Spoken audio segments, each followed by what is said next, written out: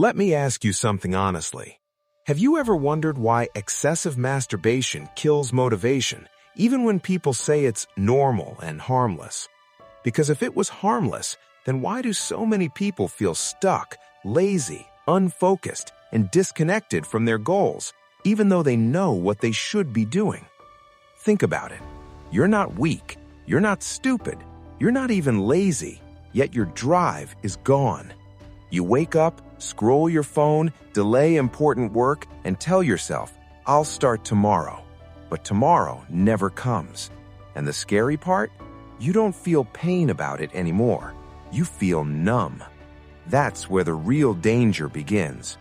Today, we're going to talk about why excessive masturbation kills motivation, not from a moral angle, not from guilt, and not from fake internet fear. We're going to talk about it from pure psychology, because this is not about the act itself. It's about what happens when your brain starts receiving high pleasure without effort. It's about what happens when your brain learns that reward is available without struggle. And once your brain learns that lesson, ambition slowly dies. Not suddenly, not dramatically, quietly. Most people don't even realize it's happening. They just say things like, I don't feel motivated anymore. I don't feel hungry for success. I don't feel excited about life. And they assume something is wrong with them. But the truth is, something is wrong with the reward system inside their brain. And once I explain how that system works, you'll finally understand why motivation disappears, why discipline feels fake, and why willpower alone never works. Stay with me till the end, because this is not just about understanding the problem. This is about learning how to reverse it without extremes, shame, or self-hate. Here's the first truth that will make you uncomfortable. Your brain does not want you to be successful. It wants you to be comfortable. Comfort means safety. Safety means survival. Your dreams don't matter to the brain. Your potential doesn't matter. Only chemical balance does. And the chemical that decides whether you move forward or stay stuck is dopamine. Dopamine is not happiness. Happiness is calm. Dopamine is hunger. It's the feeling that says, I want more. I should try. I should move. Without dopamine, discipline feels impossible. Ambition feels fake. Goals feel pointless. Now understand this carefully. Your brain evolved to release dopamine before effort, not after pleasure. It releases dopamine when you anticipate progress. That's why chasing something feels exciting. But what happens when the brain receives maximum pleasure with zero effort? It learns a deadly shortcut. Why chase the mountain when the reward is already at home? This is where excessive masturbation becomes a psychological problem, not because of the act itself, but because of frequency, intensity, and ease. Your brain doesn't understand morals. It understands patterns. High pleasure, low effort equals new normal. And once that becomes normal, everything else feels boring. Work feels slow. Learning feels heavy. Life feels dull. Not because life lost value, but because your brain raised the pleasure threshold too high. This is why many people say, I don't feel sad, I just don't feel like doing anything. That's not laziness. That's dopamine desensitization. Your brain has been overstimulated, so it stops responding to normal rewards. This is the same mechanism behind addiction, not substance addiction, behavioral addiction. And here's the dark part nobody warns you about. The brain does not distinguish between deserved pleasure and cheap pleasure. It only registers intensity. So every time pleasure arrives without effort, your brain rewires itself slightly. And over time, motivation starts to feel like work because effort no longer excites you. Now, let's talk about confidence, because this is where things get personal. Confidence is not built by affirmations. It's built by evidence. Your brain keeps score of one thing. How often does this person do hard things? When effort decreases, self-respect decreases. When self-respect decreases, confidence collapses. That's why excessive pleasure doesn't just kill motivation, it kills identity. You stop trusting yourself. You stop believing your own promises. And once self-trust is gone, even small tasks feel heavy. This creates the most dangerous cycle of all. Low motivation, escape, temporary pleasure, crash, guilt, lower motivation. And the brain learns, whenever things feel hard, escape. This is why willpower alone never works, because willpower is a conscious decision, but dopamine wiring is subconscious. You're not fighting desire, you're fighting conditioning. Now, let's destroy one big myth. Everyone does it, so it must be harmless.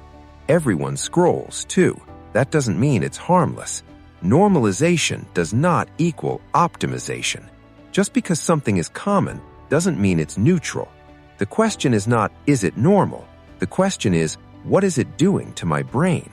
And the answer for excessive stimulation is always the same. It lowers your tolerance for effort. It trains your brain to avoid discomfort, and growth requires discomfort. This is why people with high stimulation habits struggle with long-term focus, discipline, consistency, delayed gratification, not because they're weak, but because their brain has learned that waiting is unnecessary. Now, let's talk about something even darker. Why does motivation feel highest before relapse and lowest after? Because dopamine spikes before anticipation, not after release.